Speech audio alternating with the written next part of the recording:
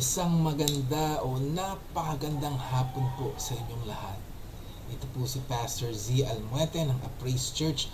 Muli po, bumabati sa inyo ng isang napakagandang linggo. Today is June 27. Napakabilis ng panahon. Patapos na yung June. Patapos na rin yung klase. Marami nang nagdidiwang. Gagraduate ka na ba? Di ba? Napakagandang panahon. Hindi umuulan ngayon. Praise God. Kumusta po kayong lahat? I pray that you're in a very, very awesome condition. Wala pong may sakit, walang masyadong namang problema, at lahat tayo nagpupuri sa Kanya. Kumusta kayo itong linggong ito? Nakakain na ba kayo? Nakapagmerienda na? Nakapagkape na? Tawagin na po ang buong pamilya at sama-sama po tayo na sumamba sa ating Panginoon. Alam mo, yung pagsamba is basically second nature ng tao eh. Ang tao may tendency na lumapit, to be attracted, and to worship a stronger or a greater being. Mapapansin mo yan eh. Kahit yung mga artista, kulang na nasambahin ng tao eh, di ba? Meron tayong tendency niyan. Meron. Ang tanong lang ganito, tama ba yung sinasamba natin? Yan. Napakagandang tanong yan. Tama ba yung sinasamba natin? Marami ang automatic na sagot. Siyempre si Lord lang ang sinasamba natin. Sigurado ka si Lord hindi drug lord. Sino ang sinasamba mo ngayong araw na to? It's a peculiar question dahil nga lahat ng tao ang sasabihin, Kristiyano sila at sila'y sumasamba kay Jesus. Diba? Sinasamba nila si Lord. Well, maaaring totoo yan dahil kilala mo si Kristo at para dun sa iba, may personal kang relasyon kay Kristo. Praise God for that. Pero nais kong pag-usapan natin ngayong araw na to sa ating pagsamba. Yung utos ng Panginoon regarding sa pagsamba sa mga bagay na hindi dapat sinasamba.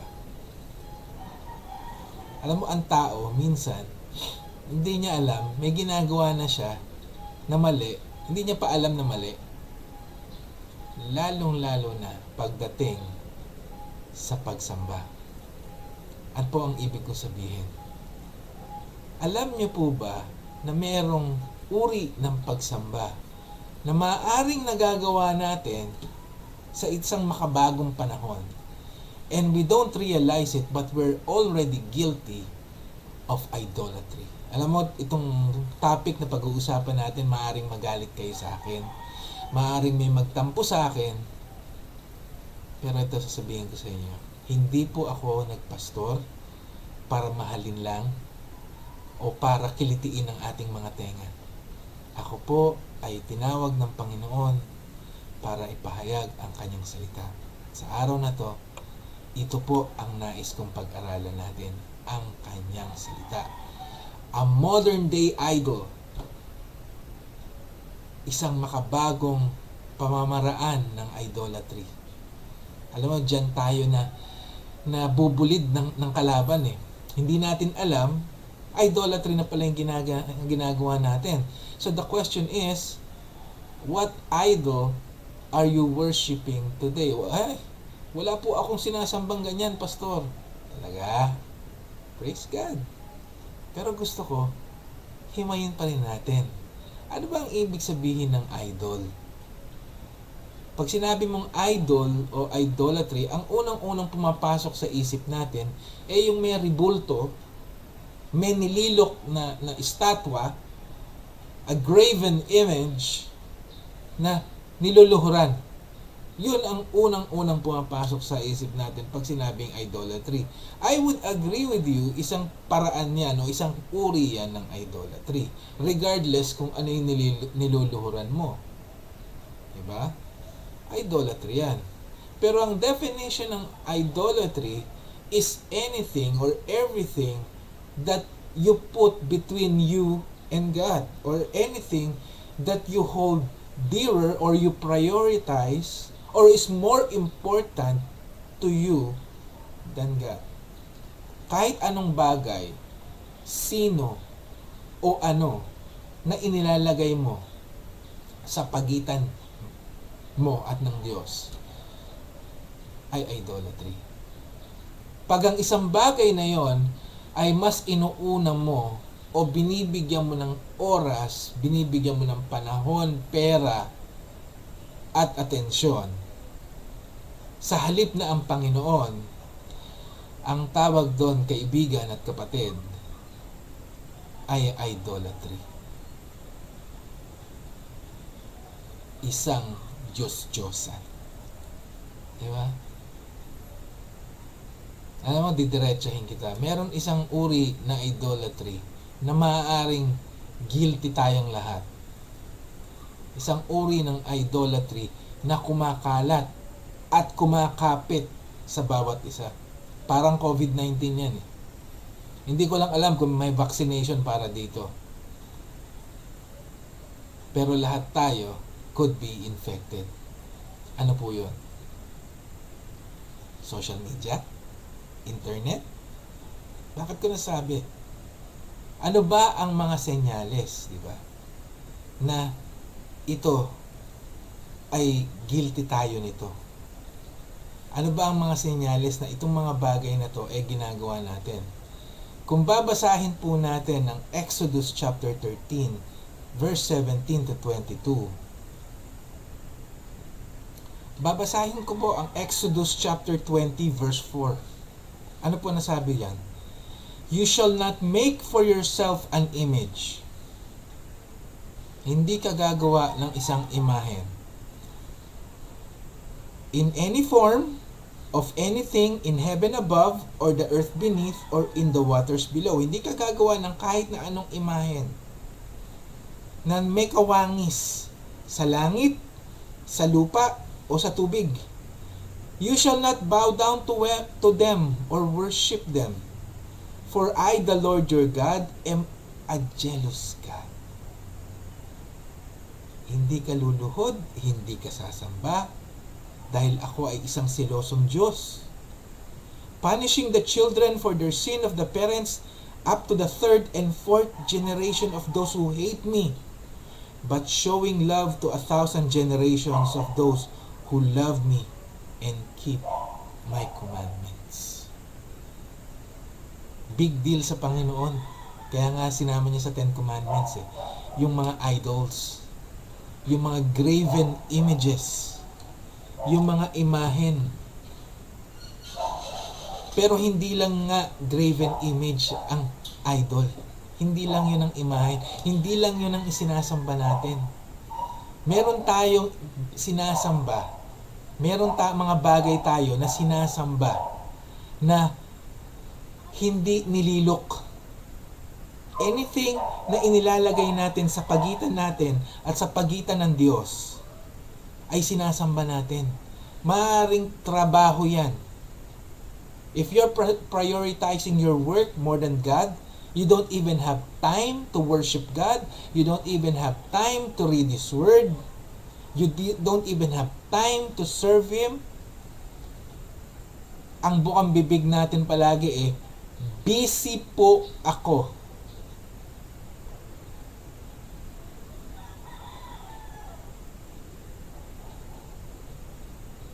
Sorry Lord, busy ako. Minsan sinasabi natin, wala akong time kasi nag-aaral ako. Sakit sa tenga. Sorry Lord, busy ako sa pag-aaral Hindi ako pwedeng sumamba. Hindi ako pwedeng sumama. Hindi ako pwedeng maglingkod. Hindi ako pwedeng magbasa.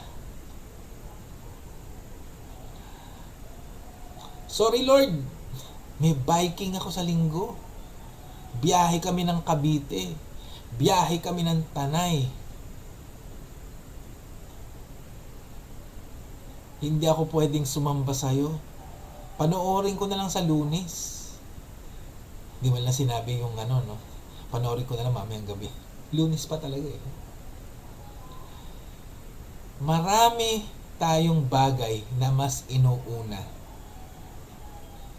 kesa ang Panginoon, kesa ang salita niya. Marami tayong idols sa panahon na ito. In anything, in every time we say, I am busy, I cannot serve God, I cannot worship God, we're guilty of idolatry. But what is most blatant, ang pinakamatindi sa lahat ng idols na ginagawa natin, alam niyo po kung ano? Social media. Do you know that you spend more than 8 hours, and I would dare say even 10 hours a day in front of a screen, in front of a 6-inch screen, every day? Ganong kahaba tayo nakasubsob sa cellphone natin. Araw-araw. Looking at Facebook, looking at Instagram, tweeting, watching TikTok, kahit ano pang talk yan, ubos ang oras natin. We even multitask. Alam mo yon, nanonood, nakikinig ka ng module o yung lecture ng teacher mo online, pero nakakapag-Facebook ka. Kaya sabi ko sa'yo, it's more than 8 hours. You are at work, may nirarush ka, pero nakakapag-Facebook ka. Buti pa Facebook eh. I have a godly jealousy for God. Kasi buti pa Facebook, kahit gaano ka-hectic, kahit saan, naisisingit natin eh. How do you know that social media is your new idol? Gusto mo himayin natin? Himayin natin. Bakit ko nasabi na ang social media ang bago nating idol? Una, yan ang unang-una na chine-check mo pag nagigising ka sa umaga o naalimpungatan ka sa madaling araw. That is the first thing you check. Diba? Saka naman nakita, nagising ng alas 4 ng umaga, naghahanap ka kung may nag-message sa'yo, kung may nag-messenger sa'yo, kung may nag-post na tao. Alas 4 ng umaga, tulog pa lahat. Pero nag-check ka.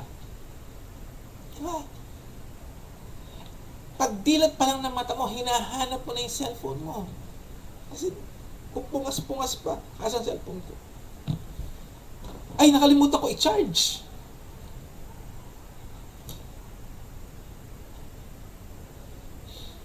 Grabe. Grabe, di ba? Samantalang dapat paggising ng mata natin, ang bukas ng mata natin, ang iniisip kagad natin, panalangin sa Panginoon. Lord, salamat po sa isang umaga na binigay mo. Salamat po, buhay ako. Salamat po, hindi mo ako hinayaan ng buong araw. Binantayan mo ako ng gabing ito. Diba? But instead of that, titignan yung Facebook, bubuksan. Uy, may bagong post. Uy, may message ako. May message. Come on. The first thing that you check when you wake up, sabihin mo, hindi, pastor, tinitignan ko lang kung anong oras na. Eh, magrelo ka. Lokohin mo lelang mo. It is the first thing. The first thing na dapat inaasikaso natin, paggising sa umaga, ay bubuksan ng kanyang salita at magka-quiet time. We should start our day praising God, reading His Word. talking to Him, praying. But instead, binubuksan natin ang gospel of Facebook. Tinitignan natin ang gospel of Messenger. At tinitignan natin ang the book of Instagram.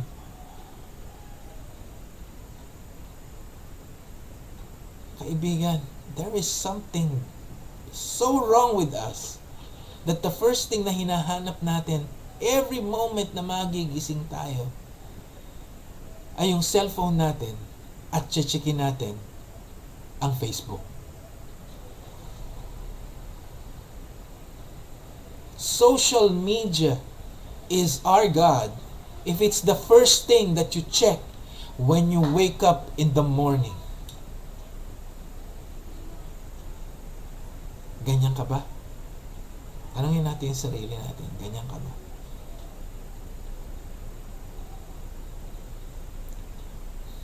It is also the last thing you check before going to bed. Actually, nakakatulugan mo nga yung pagbabrowse. Di ba? Nakakatulugan mo. When dapat bago ka matulog, nagpapasalamat ka sa Panginoon para sa araw na binigay niya. Pero hindi. Instead of praying before you go to sleep, instead of talking to God before we go to sleep, we check Facebook, we check Twitter, we check Instagram. Lahat na lang ng pwedeng check, i-check natin.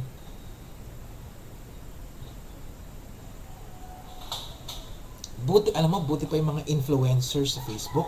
Chine-check natin. Chine-check natin. Yung iba nga sa atin, inaabangan pa yung mga bagong post sa TikTok eh. Kung ano yung latest challenge. As if naman yung challenge talaga ang pinapanood mo, di ba?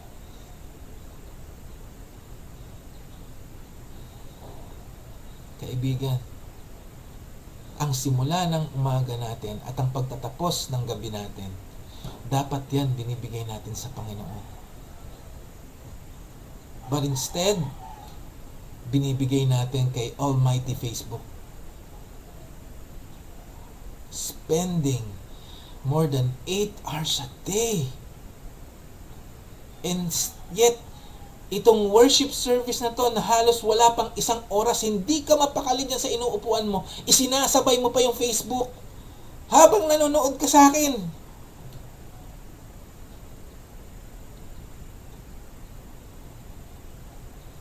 Ganon katindi ang idolatry natin that it distracts us from spending time with God. Pastor, nagdi-devotion ako sa umaga. Meron pa nga akong app. Oh, may app ka sa phone mo. Pagkatapos mong basahin yung verse, Facebook agad. Pag may notification, uunahin mo yung notification. Yun ang downside ng pagkakaroon ng Bible or devotional guide na nasa cellphone. You get distracted. Alam mo, madalas maririnig mo sa akin, inire-recommend ko yung Our Daily Bread for your personal devotion. But sometimes we lack the discipline to focus on God's Word on our gadget. Nadidistract tayo pag tumunog na. Uy, ano yun? Diba? Para tayo may OCD. Pag may tumunog, tinitignan natin kaagad. Alam mo yung mga aso namin sa bahay, pag may tumunog, tumitingin sila kaagad eh. Talo pa natin aso.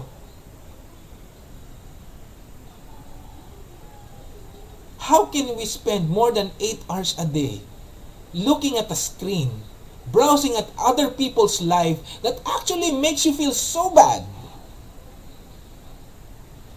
And yet, we lack the time to spend with God.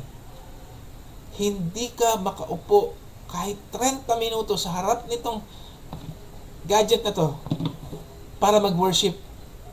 Hindi ka makapag-spend ng kahit 5-10 minutes reading God's Word. Can't. Why? Talo mo pa may OCD. Alam mo, grabe makadistract grabe, makaka-catch ng attention ang social media. It takes discipline, it takes dedication, and it takes that love for Jesus para mag-focus muna sa Kanya.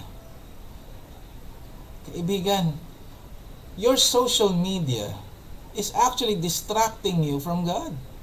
It's keeping you from God. Diba? Alam mo yun, recorded na nga lang yung worship service eh. Online na nga yung worship service eh. Hindi mo pa matignan. May mga kapatiran tayo, may duty ng Sunday. Pagdating ng break time nila, sa halip na tignan yung pre-recorded na worship service, may oras sila para maningin ng ibang bagay sa Facebook. Pero hindi ka titingin ng worship. We always have time to browse. We always have time to check our messages. But we do not have time to worship. If that is not idolatry, I don't know what to call it. Si Facebook na lang ang sambahin natin. Ano pa isang attitude natin nakakainis? Pag may magandang nangyari sa atin, may exciting na nangyari sa atin, may blessing na nangyari sa atin, ano ang unang-una mong gagawin? You turn to social media instead of turning to God. Alam mo yun, simpleng-simple. Binless ka ng masarap na pagkain sa harapan mo. Anong gagawin mo? Kukunan mo ng picture, pa-post mo sa Facebook. Nauna pa yung posting sa Facebook bago ka manalangin magpasalamat sa Panginoon. Ingrato. Nag-pray ka ba? Nakalimutan mo nga mag-pray, di ba?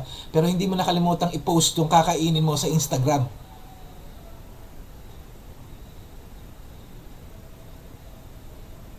Sinagot ka ng girlfriend mo, pinost mo sa Facebook, fine. Hindi ka nagpasalamat sa Panginoon, di ba? Bakit? Kasi unsave yung girlfriend mo eh.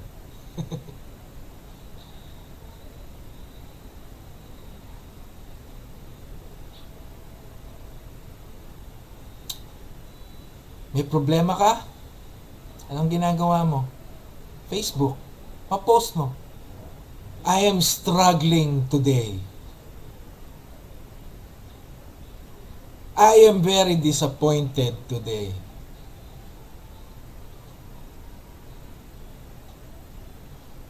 The government is a disappointment. Alam mo yun? Sa halip na i-post mo ng i-post yung mga ranting at disappointments mo sa Facebook, panalangin mo sa Panginoon. Reklamo ka ng reklamo sa gobyerno, hindi mo naman pinapanalangin yung presidente mo. Hindi mo pinapanalangin yung God. When was the last time you knelt down and tell God, Lord, help my country? And yet you have the guts, you have the gall to complain about this government. Complain ka ng complain tungkol sa gobyerno? Complain ka ng complain tungkol sa kapitbahay mo? May ginagawa ka ba? Wala. Pinopost mo lang sa Facebook. Endless ranting, endless complaint. Tuwing magbabago yung mood mo, tuwing magbabago yung pinopost mo sa Facebook instead of going to God and praying without ceasing. Inuuna natin ang Facebook. Bago mo pa alam sa Diyos yung nangyari sa'yo, as if hindi alam ng Diyos, mas una mo pang pinapaalam sa Facebook. Why?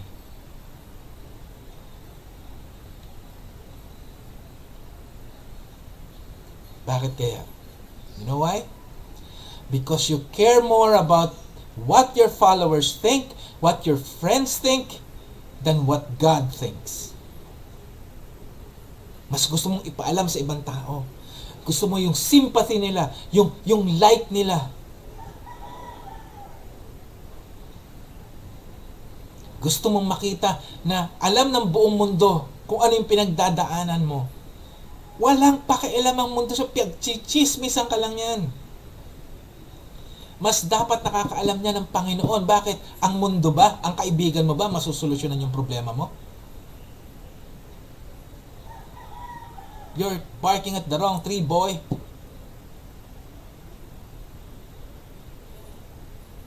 Mali yata yung pinagsasabihan mo.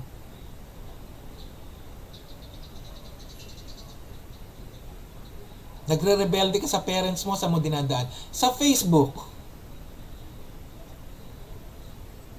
you're hanging your dirty laundry outside for all the people to see instead of bringing it to God and asking God for help. Mas importante sa'yo yung advice nung mga nagko-comment. Sasagutin ko na ba siya?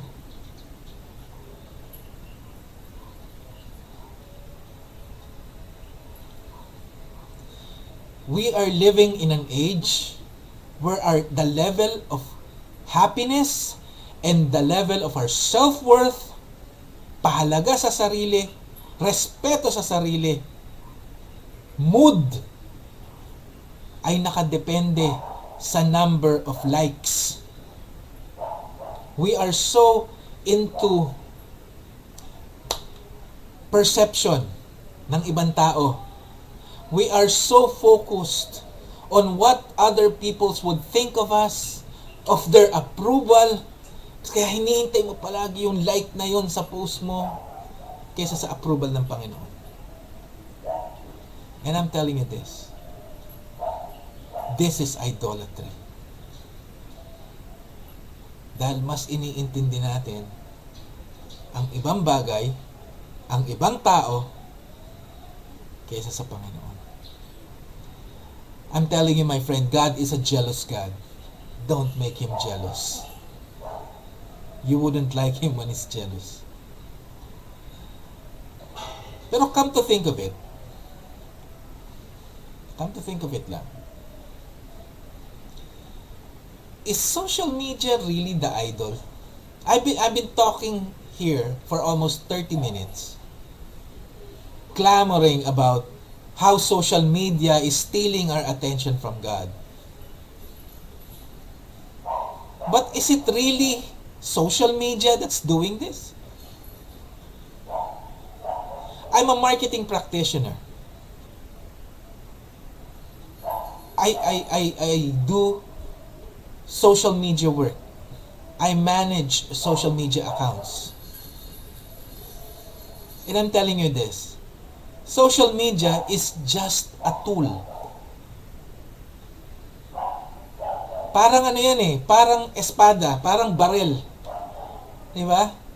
Nakadepende yan kung sino ang gumagamit. Pag mabait yung gumagamit, mabait yung lumalabas. Pag pasaway yung gumagamit, delikado. Is it really social media? Yun ba ang makabagong idol? Let me tell you one thing. There is nothing new under the sun. Wala po. Truth be told, social media is not your new idol. No. Hindi po. We have a very, very old idol. Alam niyo kung ano yung idol na yon? Gusto niyo malaman? Hindi po social media. Hindi. Maniwala ka sa akin. Social media is not a new idol. It's an old idol.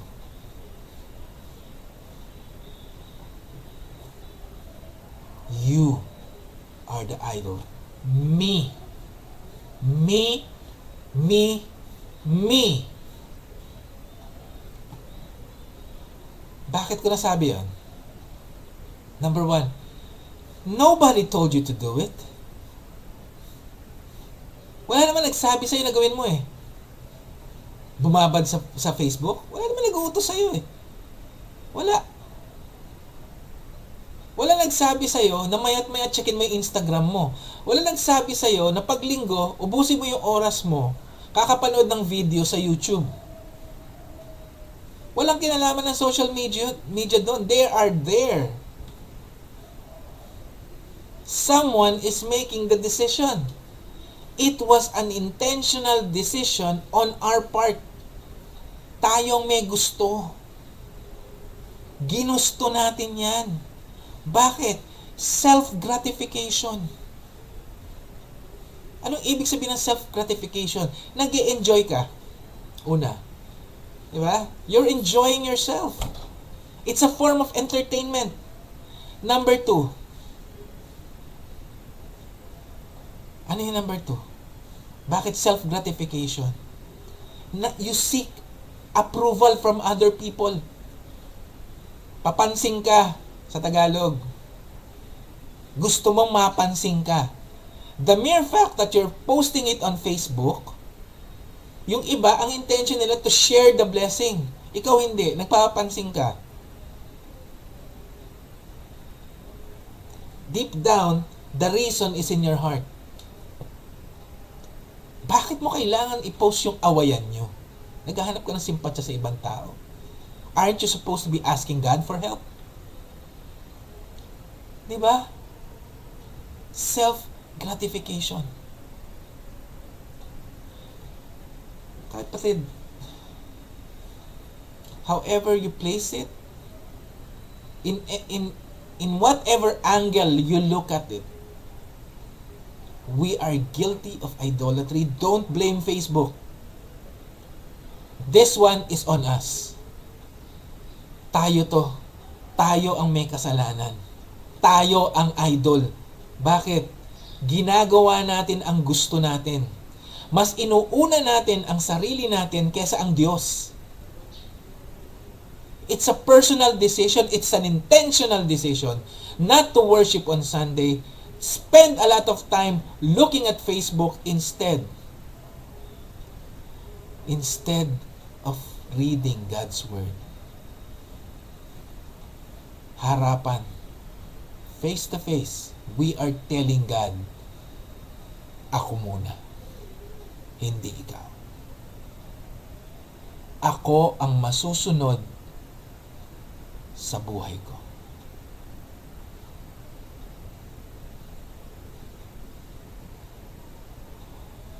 Look at your life. Sinong nasusunod? Don't you think it's about time we surrender this to God?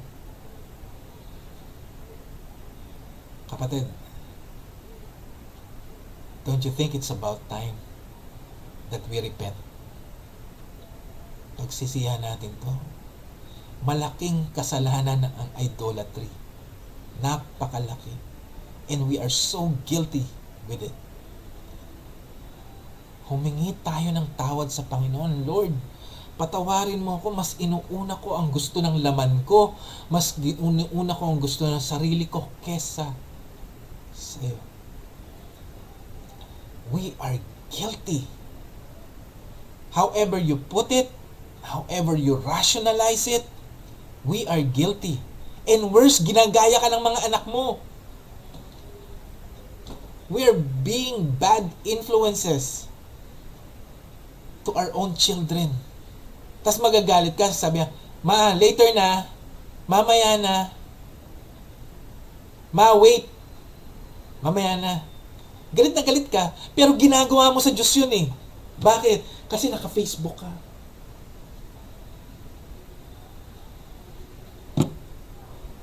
Pero pag sinasagot ka ng anak mo ng Ma, wait, o sinusuway ka ng anak mo, gigil na gigil ka, gusto mong pilipitin yung leeg.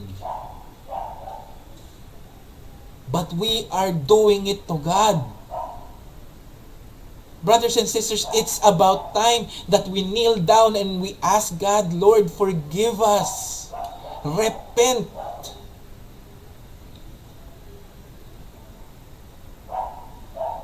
Alam mo, I depend heavily on information. That's why I have this. Pero there was a time na nakalimutan ko to. Nakalimutan ko sa kotse.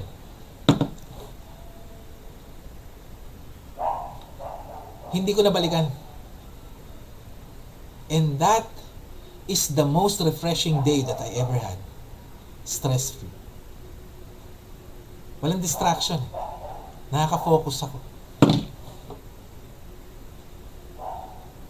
my friend, I think it's time for us to repent. Hingi tayo ng tawad kay Lord. Sabihin natin, Panginoon, patawarin mo ako. It's about time to repent. It's about time to return to God. Balik loob tayo. Ginagawa natin, balik Facebook eh. Diba? Pag bad trip ka, i-deactivate mo yung profile mo. Tapos pag okay ka na, babalik mo. Balik Facebook. Hindi mo kailangan balik Facebook. Balik kay Lord. Kailangan mong bumalik. Repent. Return to God. So you can be restored. We need to be restored to God. To be restored to that fellowship with God. Ang fellowship na nasira. Nasira. Dahil sa sarili nating kasalanan. And if you're listening right now, at nagtataka, anong relasyon? Hindi mo naiintindihan? Ask yourself this. If you die today, where will your soul go? Pag namatay ka ngayon, saan pupunta ang kaluluwa mo?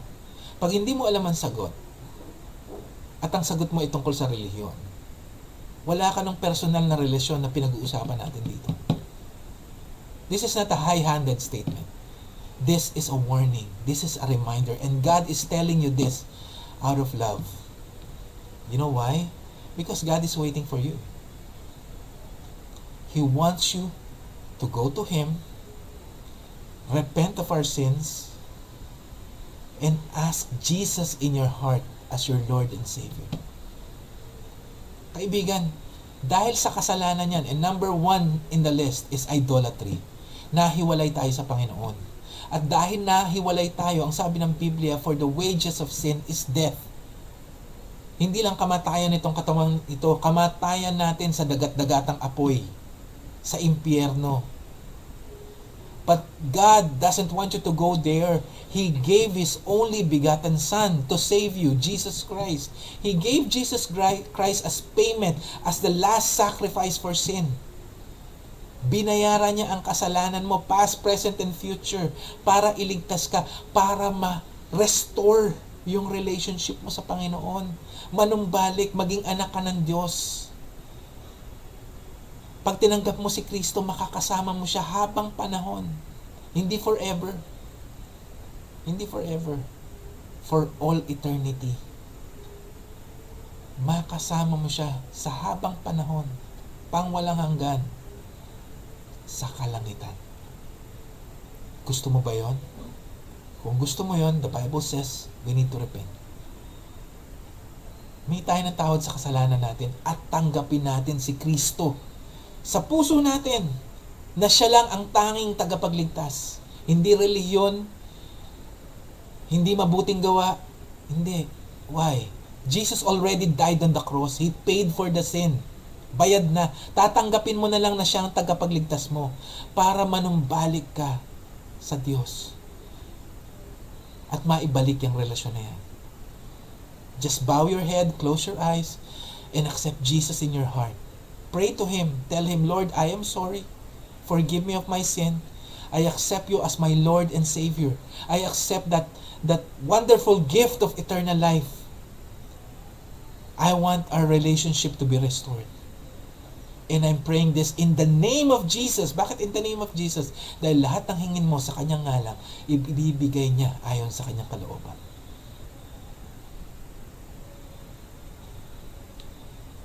At sa iyo, kapatid,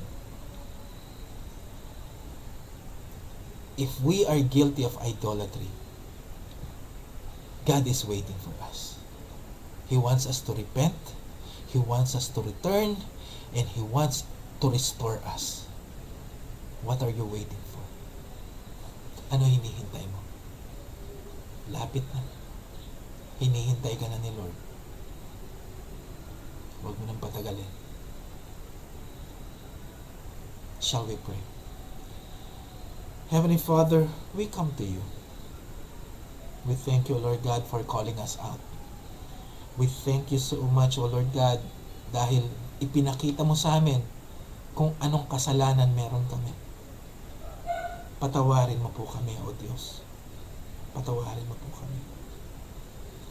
At Panginoon, lumalapit po kami sa iyo, humihingi ng tawad. At nananalangin, Panginoon, na ibalik mo po kami. Ibalik mo ang napakagandang relasyon. Ibalik mo po, Panginoon, kami na sumamba sa iyo. Hawakan mo po ang aming kamay. Gabayan mo po kami upang makabalik. Help us, O Lord. Panginoon, tinataas ko po sa inyo yung simbahan at dinadalangin ko na dinggin ang kanilang panalangin. Help them, O Lord God. Restore them. Forgive them. And I pray as well, O Lord God, that you protect them from COVID. Bless their home, bless their houses. And in their homes, let Jesus reign. Let Jesus be the God and the King of their home. And pour out your blessings upon them. I surrender all these things to you. In Jesus' mighty name, amen. Mga kapatid, sa araw na ito, huwag po natin kakalimutan. Huwag tayong maging idol. Huwag po. Instead, lumapit po tayo sa Panginoon. Manumbalik po tayo. I hope today, may natutunan tayo, and today, we're able to praise and worship God. Huwag niyo pong kakalimutan. Si Jesus po ang hari ng ating buhay, hindi tayo. Muli, ito po si Pastor Z. Almuete. Pupuri sa Panginoon at nagpapasalamat. Thank you for joining us. And may you have a blessed Sunday. Have a great day. Enjoy the family. And in behalf of A Praise Church and my family, God bless you all.